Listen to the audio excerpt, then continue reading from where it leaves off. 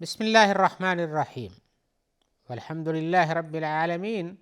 والصلاة والسلام علی سید المرسلین وعلی آلہ وصحبہ اجمعین، اما بعد۔ محترم ناظرین کرام، احکام دین کا پروگرام پیش خدمت ہے۔ آپ کے سوالوں کے جواب ہم کتاب و سنت کی روشنی میں پیش کرتے ہیں، تو آئیے آج کے سوال کی طرف آتے ہیں۔ آج کا پہلا سوال ہے، پوچھ رہے ہیں کہ ہمارے پاس ایک ایسا میسج آیا ہوا جس میں کہتے ہیں کہ جب آپ کو جمائی آ جائے، یعنی آ کر کے منہ کھل جاتا ہے، جب ہوا ہوتی ہے، ہوا اندر سے آتی ہے، یا ہوا جسم کے اندر کچھ گیس بنتا ہے یا کچھ بھی ہو، تو کہتے ہیں کہ یہ جب جمائی آ جائے، جس کو عربی زبان میں تصاوف کہتے ہیں، تو آپ اعوذ باللہ من الشیطان الرجیم پڑھیے۔ یہ پوچھ رہے ہیں کہ کیا یہ کہنا اعوذ باللہ من الشیطان الرجیم جمائی آنے کے وقت یہ کچھ ثابت ہے کہ ایسے ہی لوگوں کے یہاں مشہور ہو گیا ہے، اور اس مناسبت سے لوگوں نے کہا ہو کہ اس سے شیطان ہنستا ہے یا شیطان اندر گھس جاتا ہے، اس لیے اعوذ باللہ من الشیطان الرجیم پڑھو۔ پھر انہوں نے کچھ حدیثیں بھی ذکر کی ہیں کہ حدیث میں آیا ہے کہ جب وہ آدمی آہ کہتا ہے، آہ کہتا ہے، تو شیطان اس سے ہنستا ہے۔ اور ایسے ہی آیا ہے کہ حدیث میں کہ جب وہ جمائی آئے تو اپنے منہ پہ ہاتھ رکھ لو، اس لیے کہ وہ شیطان کی جانب سے ہے۔ تو ایسے ہی حدیث میں آیا ہے کہ جب تم میں سے کوئی نماز کے اندر اس کو جمائی آ جائے تو اپنے منہ کو جتنا ممکن ہو سکے سے بند کرنے کی کوشش کرے، کھلنے نہ دے۔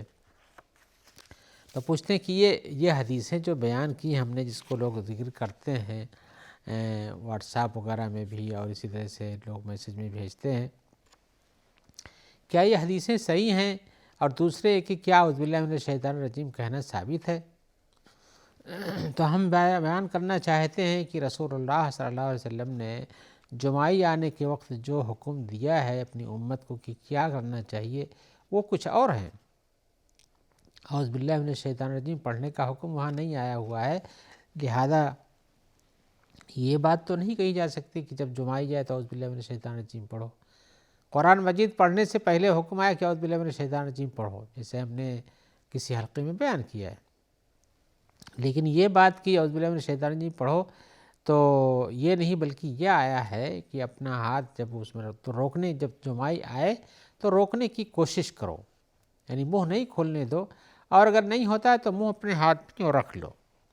یہ حکم آیا ہوا ہے، روکنا، اور اگر نہیں رک پاتا ہے تو منہ ہاتھ پہ رکھ لینا۔ آئیے اس سلسلے کی میں حدیث آپ کو سناتا ہوں جو کہ بخاری مسلم وغیرہ کے اندر آئی ہوئی ہیں۔ ان میں سے یہ ایک حدیث جو بخاری اور مسلم میں ہے وہ یہ ہے، التثاؤب من الشیطان، جمائی آ جانا یہ شیطان کی جانب سے ہے۔ فَإِذَا تَثَاءَبَ أَحَدُكُمْ فَلْيَرُدُّهُ مَا اسْتَطَاعَ، جب تم میں سے کسی کو جمائی آئے فَلْيَرُدُّهُ مَا اسْتَطَاعَ، تو جتنا ممکن ہو سکے اس کو روکنے کی کوشش کرے۔ فَإِنَّ أَحَدَكُمْ إِذَا قَالَ هَا ضَحَكَ الشَّيْطَانُ، جب تم میں سے کوئی ہا کہتا ہے، جیسا کہ آپ نے بھی اپنے سوال میں تذکرہ تو شیطان اس سے ہنستا ہے۔ لیکن اعوذ باللہ من الشیطان الرجیم کو پوچھا کہ کیا ہے درست ہے، میں کہتا ہوں یہاں بھی درست ہے نہیں، یہاں ہاتھ روکنے یا منہ کو بند رکھنے کی کوشش کرنے کا حکم آیا ہوا ہے۔ ایک حدیث میں آیا فَإِذَا تَثَاءَبَ أَحَدُكُمْ فَلْيَرُدُّهُ مَا اسْتَطَاعَ فَإِنَّ أَحَدَكُمْ إِذَا تَثَاءَبَ ضَحِكَ مِنْهُ الشَّيْطَانُ، کہ جب تم میں سے کسی کو جمائی آئے تو اس کو جتنا ممکن اس کو روکے، اور تم میں سے جب کوئی جمائی لیتا ہے تو اس سے شیطان ہنستا ہے۔ ابو سعید خدری کی ایک روایت میں ہے جو مسلم میں ہے، اذا تثاءب أحدكم فليمسك بيده، جب تم میں سے کسی کو جمائی آئے تو اپنے ہاتھ سے روکنے کی کوشش کرے۔ فإن الشیطان يدخل، اس لیے شیطان اندر جانے کی کوشش کرتا ہے۔ اور ایسے ہی ایک دوسری روایت میں بھی ہے، اور تیسری روایت میں جو ابو داؤد وغیرہ کے اندر بھی ہے، اور ایسی سے ثابت یہ ہوتا ہے کہ جب کسی کو جمائی آئے تو اسے روکنے کی کوشش کرنا چاہیے، اور اگر وہ خود سے نہیں ہوتا تو اپنے ہاتھ کو اپنے منہ پہ رکھ لینا چاہیے،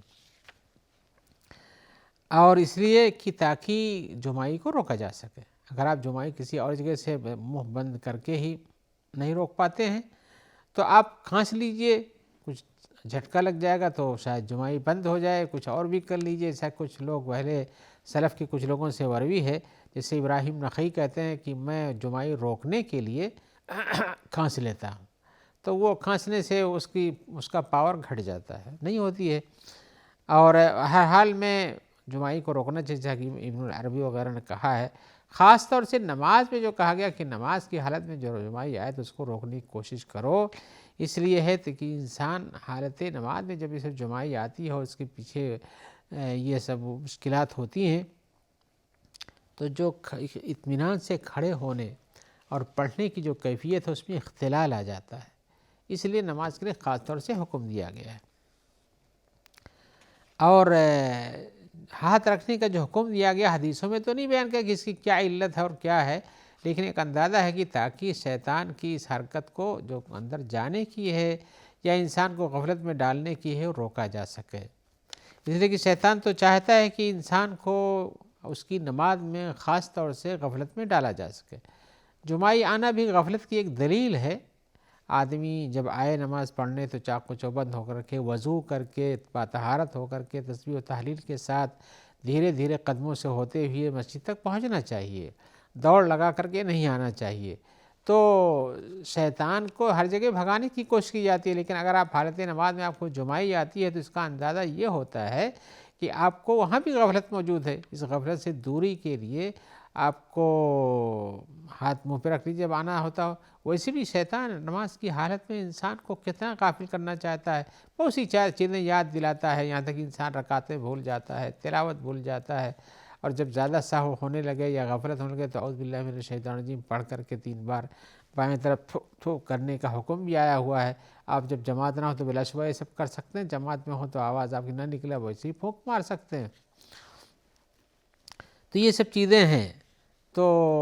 آپ نے جو سنا سب کچھ یہ اپنے ہاتھ منہ پہ ہاتھ رکھنا یا ایک ہی جماعی کو روکنے کی کوشش کرنا یہ حدیثوں سے ثابت ہے، لیکن اعوذ باللہ من الشیطان الرجیم جماعی آنے کے وقت پڑھنے کے لیے کوئی دلیل نہیں ہے۔ آئیے ہم ایک نئے سوال کی طرف آتے ہیں۔ سوال میں پوچھ رہے ہیں کہ ہم نے پڑھتے ہوئے سنا ہے اور پڑھا بھی ہے کہ ایک حدیث میں آیا ہے کما تکونوا یولی علیکم، جیسے رہو گے ویسے تمہارے اوپر ذمہ دار لوگ بھی بنائے جائیں گے۔ تو کہتے ہیں کہ کیا یہ حدیث ہے یا کیا کسی کی بات ہے ایسے ہی کہ جیسے رہو گے ویسے ہی حاکم پاؤ گے؟ اور اگر حدیث ہے تو اس کی کیا درجہ ہے، صحیح ہے کہ نہیں صحیح ہے، اور یہ کس مناسبت سے یہ حدیث ذکر کی گئی ہے، یہ سب باتیں ان کی ہیں۔ ہم جواب میں کہتے ہیں کہ بھائی سب سے پہلے حدیث ہے نہیں ہے، حدیث ہے تو کس حالت میں یہ جاننا چاہیے۔ ساری تفصیلات سے پہلے تو پہلے بتا دوں کہ حدیث ہی ضعیف ہے۔ تو جب یہ حدیثی ضعیف ہے، قابل عمل نہیں ہے، تو اس کے معنی اور مفہوم پہ آپ کو جانے کی ضرورت نہیں ہے، اس کے اسباب و تفاصیل کی جاننے کی ضرورت نہیں ہے۔ علماء نے اس کے ضعیف ہونے کی دلیلیں بھی بتائی ہیں اور بتایا ہے کہ یہ صحیح نہیں ہے، اس لیے کہ یہ حدیث اپنی جگہ پر جہاں بیان کی گئی ہے تاریخ اس کی مخالفت کرتی ہے، بلکہ علماء نے کہا ہے کہ یہ بالکل یہ مطلقاً صحیح نہیں ہو سکتی، اس لیے کہ اس میں کہا گیا جیسے رہو گے ویسے تمہارے والی بنائے جائیں گے۔ حالانکہ تاریخی اعتبار سے ثابت ہے کہ بہت سے افراد اچھے ہوتے ہیں ان کے والی خراب ہوتا ہے، اور بہت سے والی اچھے ہوتے ہیں ان کے رعایا خراب ہوتی ہے۔ تو ایسا تو نہیں ہے کہ لزوماً ایسے ہوگا اور ایسے ہوگا، لہذا یہ بات درست نہیں ہے۔ جیسے افراد ہوتے ہیں ویسے والی ہوتا ہے، یہ بات درست نہیں ہے، بلکہ ان کے نیک اچھے بھی ہوتے ہیں لیکن ان کے اندر گڑبڑی ہوتی ہے جو صحیح ڈھنگ پہ چلتے نہیں ہیں۔ آئیے ہے ایک نیا سوال ہے، اس کو ہم بیان کرنا چاہتے ہیں۔ سوال یہ پوچھنا چاہتے ہیں ہمارے بھائی شاید حج کرنے گئے تھے، تو انہوں نے بتایا ہے کہ ہم حج کرنے گئے تھے لیکن بچے کے حج کا کیا حکم ہے اور بچے کے عمرے کا کیا حکم ہے اور اسے کیا کرنا چاہیے، یعنی جب ہم حج پہ جاتے ہیں کہ تو بچے کو لے جاتے ہیں تو کیا کرنا چاہیے ہمیں اس کے بارے میں۔ تو جواب میں کہیں کہ بھائی سب سے پہلی تو یہ بات یاد رکھیے کہ کسی انسان کے اوپر اسلامی ارکان کی تنفیذ اس وقت ہوتی ہے جب وہ بالغ ہو جاتا ہے، لیکن بالغ ہونے سے پہلے دینی کاموں کو جن کو وہ کر سکتا ہے یا اس سے کرایا جا سکتا ہے اس کے کرنے میں کوئی حرج نہیں ہے۔ جیسے آپ بچہ روزہ رکھ سکتا ہے شوقاً ہی صحیح، تو رکھنے سے آپ کو منع نہیں کرنا چاہیے، رکھوا دینا چاہیے، لیکن اس کی صحت کا بھی خیال رکھنا چاہیے۔ اور اسی طرح سے اگر بچہ نماز پڑھتا ہے آپ کے ساتھ، چھوٹا ہی آپ کی حکایت میں نقل میں پڑھتا ہے، گھر میں پڑھتا ہے، مسجد آتا ہے، ٹھیک ٹھاک سے مسجد میں آپ کے ساتھ کھڑا رہتا ہے اور آپ جیسا کرتے ہیں ویسا کرتا ہے تو کچھ حرج نہیں، کرنا چاہیے۔ ایسے ہی حج کا معاملہ بھی ہے کہ آپ حج میں لے جاتے ہیں، بچہ کر سکتا ہے جو چیزیں وہ کرے گا، اور جو نہیں کر سکتا آپ کو اس کی طرف سے کر دینا پڑنا چاہیے۔ جیسے کہ کنکری مارنا ہے تو بچہ کہاں جائے گا، لیکن آپ کنکری اس کی طرف سے مار سکتے ہیں۔ تو ہم بتانا یہ چاہتے ہیں کہ ایسا ہے۔ رسول اللہ صلی اللہ علیہ وسلم کے بارے میں آیا، حضرت عبداللہ ابن عباس کہتے ہیں کہ ایک عورت نے اپنے بچے کو اٹھایا، رسول اللہ صلی اللہ علیہ وسلم اونٹنی پہ سوار تھے، اپنے بچے کو اٹھایا ایسے ہی، اور پوچھا اس نے یا رسول اللہ الہذا حج، اے اللہ کے رسول کیا اس کے لیے بھی حج ہے؟ تو آپ نے فرمایا نعم ولک اجر، ہاں اس کا بھی حج ہوتا ہے اور اس کا اجر تمہارے لیے ہے، اس لیے کہ ابھی اس کے اوپر فرض نہیں ہے، لیکن جو کچھ تمہارے ساتھ کرتا ہے اس کا ثواب تم کو ملے گا۔ یہ مسلم شریف میں ہے۔ اور اسی طرح سے اب یہ لڑکا اگر چھوٹا تھا جب تک تو اس کے لیے حج ہے لیکن ثواب کو، لیکن اگر لڑکا بڑا ہو گیا ہے، کچھ سمجھتا ہے کہ یہ طہارت ہے، یہ طہارت نہیں ہے، یہ ہم کو احرام باندھنا چاہیے، جیسے لوگ باندھے ہوئے ہیں، تو بڑا ہے تو خود سے احرام باندھے، اور اگر نہیں باندھ پاتا ہے تو اس کے گھر والے جو اس کے ساتھ ہیں، گارجین اس کے ساتھ جو رہتے ہیں، وہ احرام اس کا باندھ دیں، اور اسی طرح سے اس کے لیے احرام جیسے میقات سے ہوتا ہے اس کی نیت کر لیں۔ اگر وہ خود کرتا ہے تو بہتر، اور نہیں کر پاتا ہے تو جو اس کے ساتھ ہے اس کو کرنا چاہیے۔ اور جب وہ محرم ہو جائے تو جو کچھ اپنے سے احتیاط، احرام کے جو احتیاطات ہوتے ہیں وہ کر سکتا ہے، کرنا چاہیے، اور نہیں کر پاتا ہے تو ولی کو چاہیے کہ ان چیزوں کو اس کی طرف سے کرے، اور جن چیزوں سے بچانا ہے بچانے کی کوشش کرے۔ اور ایسے ہی اس کو جو کام کر سکتا ہے وہ کرتا ہی ہے، اور جو نہیں کر سکتا، مثال طوافی اس بھیڑ بھاڑ میں اگر وہ طواف نہیں کر سکتا ہے تو آپ اس کی طرف سے کر سکتے ہیں، یا کہ اس کو کندھے پہ بیٹھا کر سکتے ہیں تاکہ اس کا بھی طواف ہو جائے، چل نہیں پاتا ہے تو، یا چلنے کی طاقت رکھتا اس بیچ میں، یا اس طرح سے نماز پڑھنے کی طاقت سے 2 رکعت جو طواف سنت طواف وہ نہیں پڑھ سکتا ہے تو آپ اس کی طرف سے نیت کیجئے، پڑھ دیجئے یا کر لیجئے، یا اسی طرح سے حکم دیجئے کہ وہ پڑھے تمہارے ساتھ، جیسے کہ بچے تو آپ کی حکایت کر سکتے ہیں، اور جو کچھ وہ کرتا ہے اس کا ثواب اس کے والدین کو یا اس کا جو گارجین ہوتا ہے اس کو ملتا ہے جس کے ساتھ چلتا ہے، اس لیے کہ ابھی بالغ ہونے کے بعد اس کے اوپر دوسرا حج باقی رہ جاتا ہے جو اسلامی احکام میں سے ایک رکن ہے، لہذا یہ چیز باقی رہ جاتی، جب بالغ ہوا دوسرا حج اسے کرنا پڑے گا تاکہ اس رکن کی ادائیگی جو اس کی زندگی میں واجب ہوتی ہے واجب ہو وہ پوری ہو جائے۔ آئیے ایک اور سوال کا آتے ہیں۔ سوال میں پوچھ رہے ہیں کہ ہمارے کچھ بھائی ہیں جو اپنے مردوں کی زیارت صرف عید اور بقرعید میں کرتے ہیں، اور کچھ لوگ ہیں جو صرف جمعہ کو جاتے ہیں، تو وہ پوچھنا چاہتے ہیں کیا ایسے کوئی خاص دن بنا لینا، اس سے کہیں حکم آیا کہ ایک خاص دن بناؤ اسی میں جاؤ، جیسے عید اور بقرعید میں جاؤ، یا جیسے ہمارے ہندو پاک میں وہ لوگ یا وہاں کے رہنے والے جو ہیں وہ شب برات میں جاتے ہیں، یعنی 15ویں شعبان کی رات میں جاتے ہیں، مقبرے بھر جاتے ہیں، چراغاں ہوتا ہے، بہت ساری چیزیں آپ آگاہ ہوں گے، تو یہ سب کرتے ہیں۔ تو کہہ رہے ہیں کہ کیا اس کے لیے کوئی دلیل ہے کہ ایسا کرنا چاہیے، کہ بلا دلیل کے لوگ ایسے ہی پل پڑے ہیں اس پر؟ تو ہم جواب کہ بھائی اس پر تو کوئی دلیل نہیں ہے کہ آپ عید کے دن ہی زیارت ضرور جائیں، عید کے دن زیارت کرنے، اس لیے کہ لوگ اصل میں اس میں تصور یہ ہے لوگوں کا کہ عید کے دن ہمارے مردے ہمارا انتظار کرتے ہیں، یہ خوشی میں اور ہم کو بھول گئے ہیں تو ہم جاتے ہیں زیارت کرنے کے لیے، یا شب برات کے لیے بھی لوگوں کا تصور یہ ہے کہ اس دن مردوں کے پاس جاؤ، جا کے رسول نے دعا کیا تھا اور ہر سال ہم کو جانا چاہیے، اور یہ بہت ساری باتیں اس میں دلیلوں کی طرف بہت سارے لوگ باتیں پیش کرتے ہیں، لیکن حقیقت یہ ہے کہ اس مسئلے سے ان کی دلیلوں کا کوئی تعلق نہیں ہے۔ کسی خاص دن کو بنانا کہ ہم اس میں جائیں گے یا کہ ہمارے مردے انتظار کرتے ہیں، اس کی کوئی دلیل نہیں ہے۔ یا ہے کہ رسول اللہ صلی اللہ علیہ وسلم ایک بار جب حضرت عائشہ کے حجرے سے نکل کر گئے تھے اور آپ اپنی امت کے لیے جنت البقیع میں دعا کر رہے تھے، حضرت عائشہ نے جا کے پیچھے سے دیکھا، پھر لوٹ کے جلدی آ گئیں، اس سے آپ کو تفصیل سے ملے گا کتابوں میں۔ پھر رسول اللہ صلی اللہ علیہ وسلم آئے تو دیکھیں ان کا سینہ دھک دھک ہو رہا تھا، تو اس موقع پر آپ نے پوچھا کیا تم سمجھتے ہو کہ اللہ اور اللہ کے رسول تمہارے ساتھ خیانت کریں گے؟ میں گیا تھا، اللہ کا حکم تھا، میں ان مردوں کے لیے دعا کر رہا تھا اپنی امت کے لوگوں کے لیے، اس لیے گیا ہوا تھا، تو یہ اللہ کا حکم تھا کرنے کا، ایسا آپ اپنے رسول کو اس لیے گئے تھے، لیکن یہ حکم جو آپ نے نہیں دیا کہ تم لوگ بھی جایا کرو اور ہر شب برات میں جاؤ۔ اتفاق کی بات ہے کہ وہ شب برات کی رات تھی، ورنہ اس کے لیے اور کوئی بات نہیں تھی۔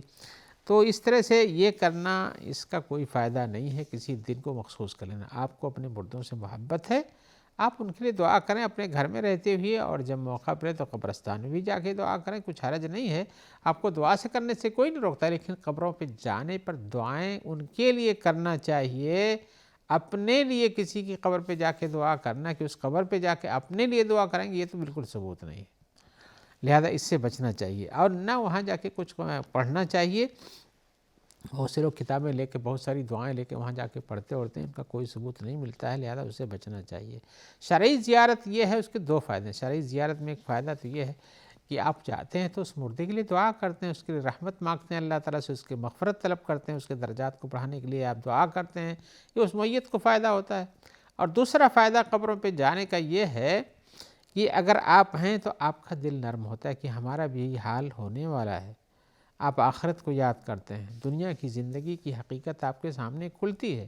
کتنے بڑے بڑے تھے، سورما تھے، مالدار تھے، بڑے ہی وجاہت والے تھے، لیکن سب کو قبر پہ جانا پڑتا ہے۔ آپ جانے سے اگر یہ فائدہ حاصل کرتے ہیں جو حدیث میں بیان کیا گیا کہ آپ کو آخرت یاد دلاتی ہے قبروں کی زیارت، تو یہ ٹھیک ہے، لیکن آپ ان دونوں چیزوں کے علاوہ کہ میت کے لیے دعا کرنے اور اپنے لیے عبرت حاصل کرنے کے علاوہ تیسرے کام سے جاتے ہیں، اور لوگوں کے پاس بہت سارے کام ہیں، تو یہ سب چیزیں غلط ہیں۔ لہذا کسی دن کا خاص کرنا یا ان کے پاس جا کے اپنے لیے حاجتیں مانگنا یہ درست نہیں ہے، اس سے بچنا چاہیے۔